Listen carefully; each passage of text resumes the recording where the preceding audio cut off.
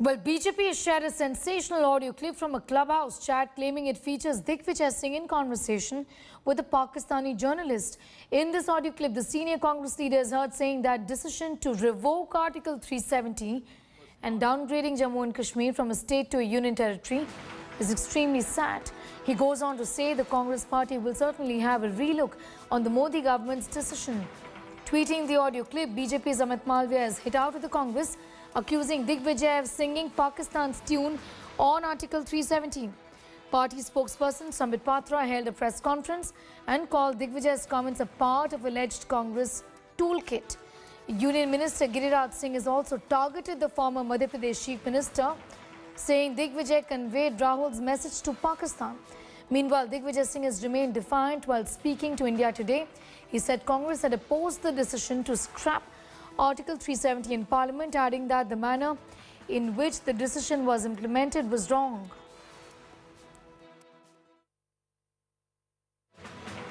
Democracy was not there in Kashmir when they revoked Article 370. Then Insaniyat was not there because they put everyone behind bars.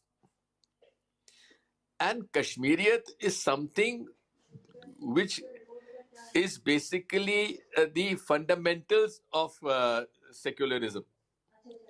Because in a Muslim majority state, there was a Hindu Raja, and both worked together.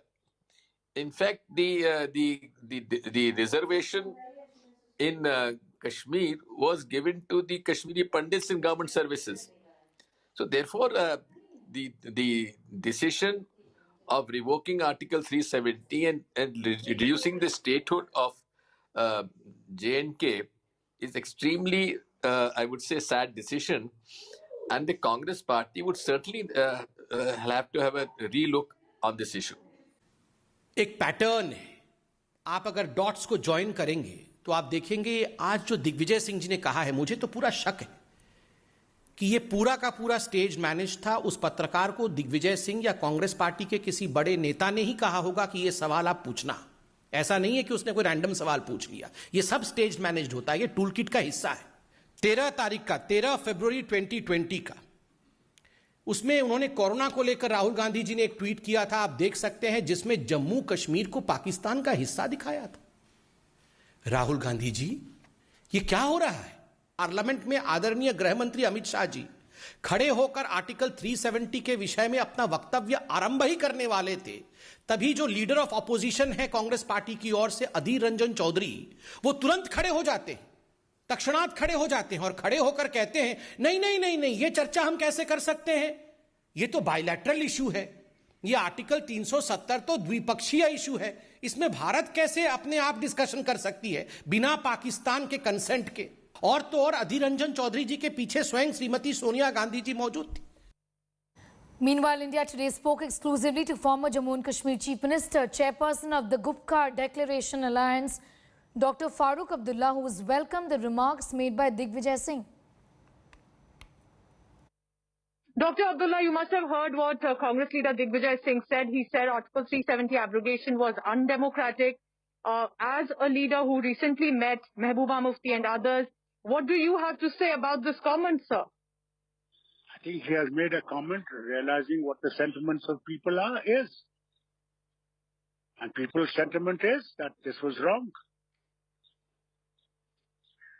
And the Delhi government, the central government should reconsider what they have done. So what the BJP says is that because of what Digvijay Singh said was primarily giving a support to what Pakistan view is. He's speaking to a Pakistani journalist. He's exaggerating notions. We are not a Pakistani party. We are not in Pakistan. We are in India. Ever since the nation was made, we have become part of India. So don't try to label people as Pakistanis. It's a disservice to the people of India. Have you find support, sir, in Digvijay Singh when he says it was against insaniyat to have arrested Kashmiri netas like you were, and that you think that in a senior Congress leader you have found support? I think what BJP should realize what Vajpayee said. Any solution has to be found within the gamut of Insaniyat, Kashmiriyat, and Jamhuriyat. That you should realize. Paulami Saha getting us more details on that story. She tracks the BJP very closely, and this has been given, Paulami, to the BJP on the platter, isn't it? This controversy and this sort of a statement that has come in now from Dr. Farooq Abdullah also, it's given them an opportunity.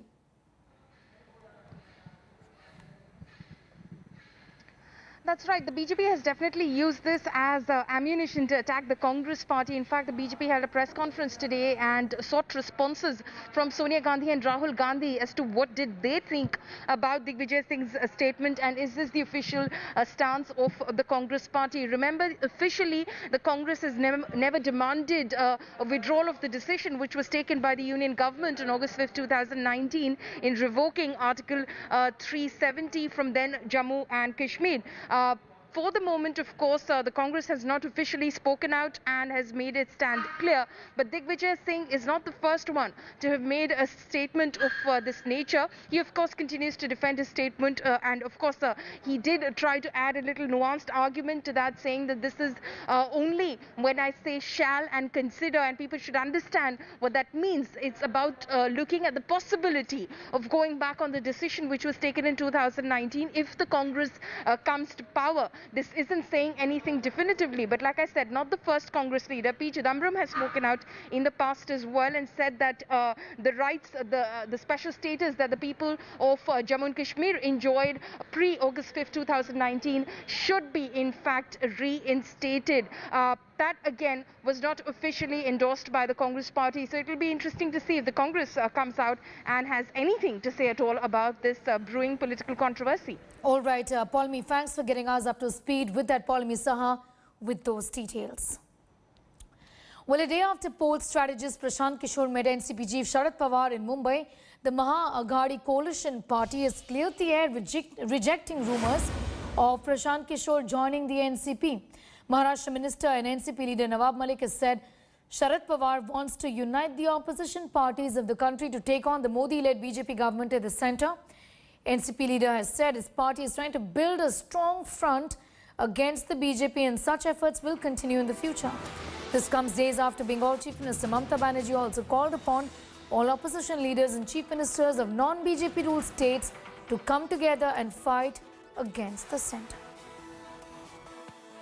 ये बात सच है कि पवार साहब की इच्छा है कि देश में सारे विपक्षी दलों को एकजुट करने का काम किया जाए। वो लगातार ये बातें करते आए हैं, लेकिन फिर ये कोशिश होगी कि देश में विपक्षी दलों को एक किया जाए और एक सशक्त मोर्चा भारतीय जनता पार्टी के खिलाफ खड़ा किया जाए, जिसके लिए राष्ट्रवादी कांग्रेस पार्टी पहले से प्रयत्नशील है, इसकी पक्षधर है। आने वाले दिनों में ये प्रयास किया जाएगा।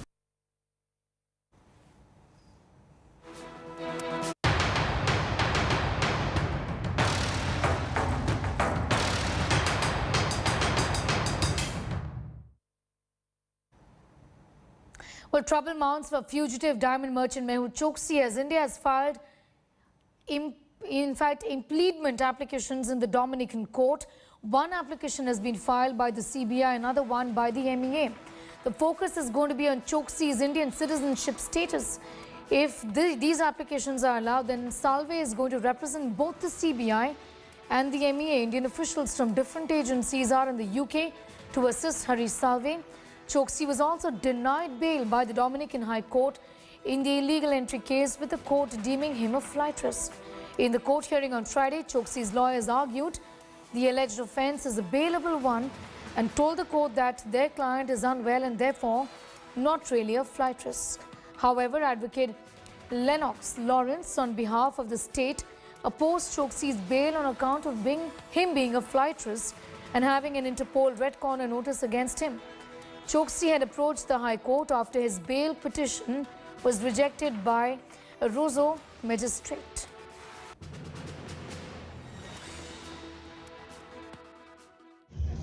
I am outside the High Court in Roseau, Dominica, and just a short while ago, Justice Wynant Adrian Roberts issued her decision. The other is that Mehul Choksi will not be granted bail. It was a long proceeding today, and at the back of me, as you can see, the lights at the back of me in Roseau Dominica, it's a late night, and it was a long, drawn-out proceedings. There's a battle. The lawyers for both sides, they were fighting, but at the end of the day, after everything, the judge has decided that Mr. Mehul Choksi is a flight risk and she will not grant him bail. And so he will have to return to court, the magistrate's court, on Monday. In the meantime, he will remain in custody. What is for sure is that he's set to go to the state prison, because unless his health conditions improve, he's definitely set to go to the state prison. But what I can tell you, it was over 5 hours of deliberations today. And as I move closer to the back of me, as you can see, this is the High Court where everything transpired today. So today was a long drawn-out proceedings. So it is the weekend, and as we proceed, Choksi remains in custody and the judge has denied him bail. So we will be back in court on Monday, God's willing. From Roseau Dominica, Carlisle John Baptist, outside of the High Court in Roseau for the India Today. Meanwhile, India Today's Lavina Tandon visited the Birmingham pub owned by brother of Gurmeet Singh, who was one of the accused in Choksi's alleged abduction from Antigua. Take a look.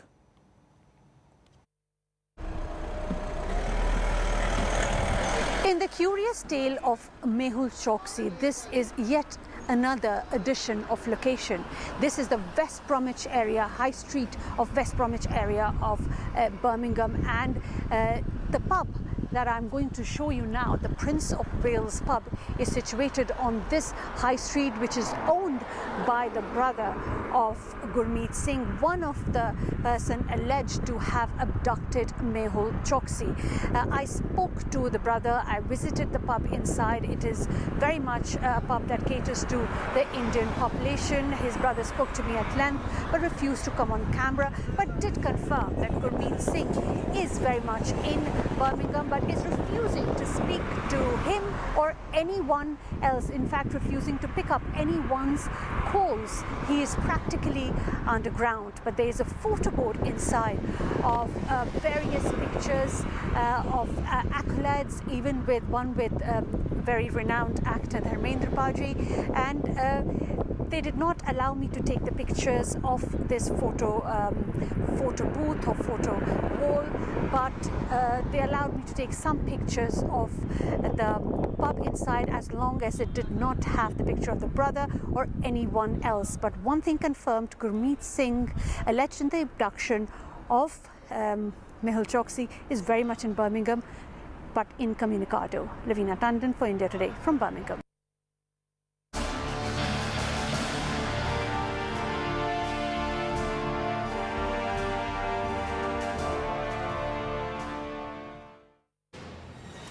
All right, let's take a look at the COVID-19 situation in the country. The numbers as they stand today, these are the overall numbers in the country. Right now, active cases in the country have gone down significantly. They now stand at 10,80,690. About a month ago, it had crossed the 30 lakh mark in India. So it's a relief in that sense.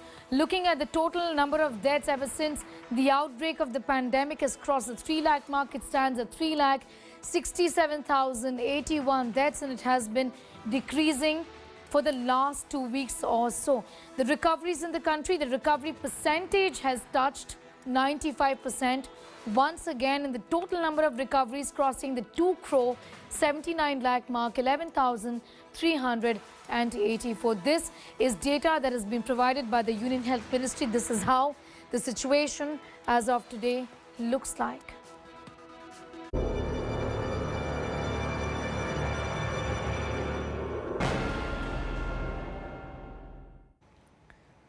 While several state governments are easing lockdown restrictions owing to a steady decline in active cases, COVID hits are once again violating social distancing norms heavily across the country. Look at these pictures.